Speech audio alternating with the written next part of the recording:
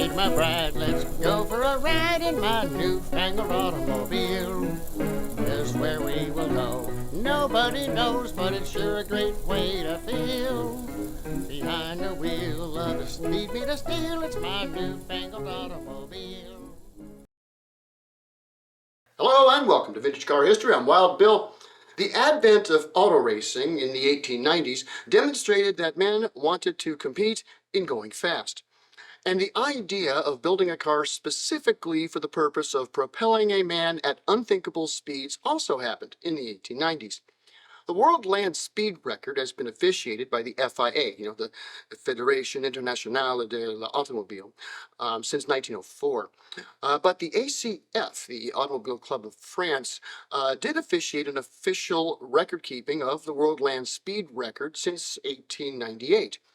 And in 1899, the first car ever built specifically to capture that record accomplished the feat on April 29th, 1899.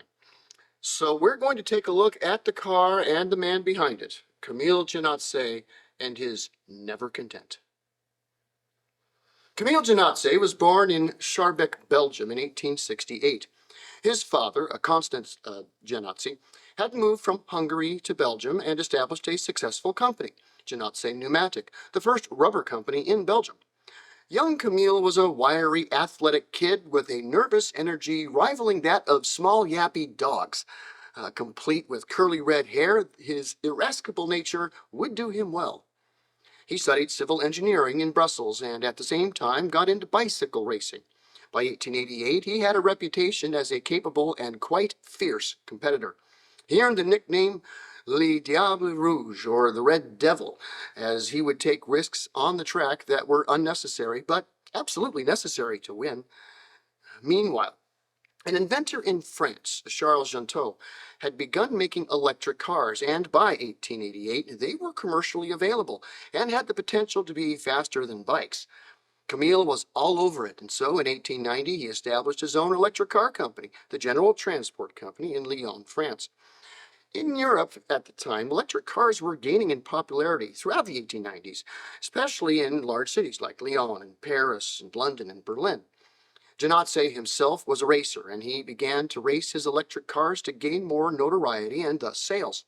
He won the Châteauroux Hill Climb race held near Paris in November of 1898, and both his sales and desire for speed were boosted. Yet by 1898, electric cars had competition from both steam and gas cars, and the electric cars were already getting a reputation in the marketplace as a car for women. True, electric cars of the day were quiet and very easy to operate, but took a long time to recharge and had an endurance that limited them to city driving, which was exactly how wealthy European and even American ladies used them. It was Jantot and not Jenatzy to first attempt a world land speed record. Of course, the question must be asked, who will verify such an attempt and under what rules and conditions? So he approached the ACF, and by October of 1898, basic rules were established for something that wasn't a race, but rather a speed boundary to be broken. The magazine Le France Automobile sponsored a competition based on those rules, and this attracted two race drivers. The first to set the world land speed record was Gaston de Chassot-Lubin, a French nobleman and friend of Charles Jantot, who, using a Jantot electric car, set the first official speed record on December 18, 1898, managing 39.24 miles per hour, or 63.15 kilometers per hour, for 1 kilometer. Camille heard about this and felt personally challenged. So he personally challenged Gaston to a speed duel, which would be held in Achères, France. They both showed up on January 17, 1899 with their cars. Gaston with his Jantot electric car and Camille with his own Jenatzy electric. Camille went first that day and pushed the speed record up to 41.42 miles an hour. But at the end of the day, Gaston managed 43.93.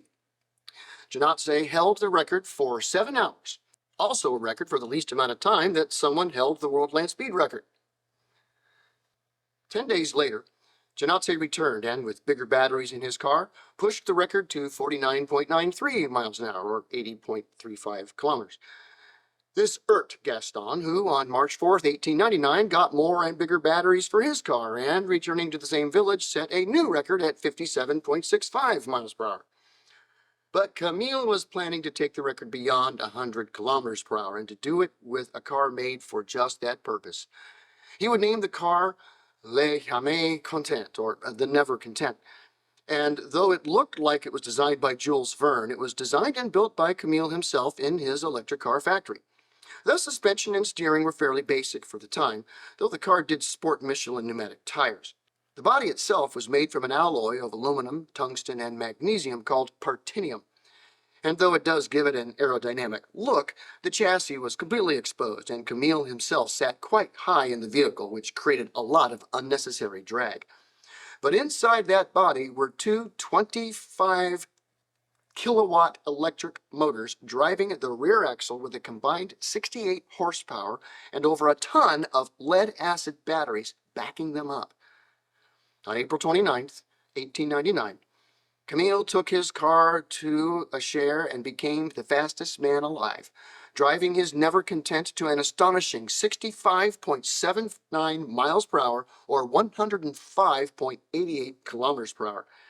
This was quite bold of the red-bearded devil to do, especially driving the car as exposed to the elements as he was, which he did quite intentionally. Many scientific journals of the day claimed that it could not be done. It was said that if the human body was exposed to the atmospheric pressures caused by 100 kilometer per hour travel, it would cause the flesh to tear and implode. Basically, it would kill you. Jenatzy proved them all quite wrong. The record set by Camille Jenatzy that day driving his Never Content would stand for almost 3 years.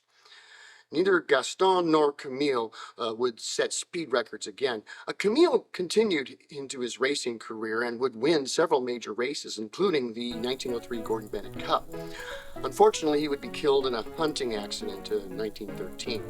The car itself, Never Content, is on display today at the National Car and Tourism Museum in Compiègne, France. Thanks for watching Vintage Car History, and we'll see you next week. Peace.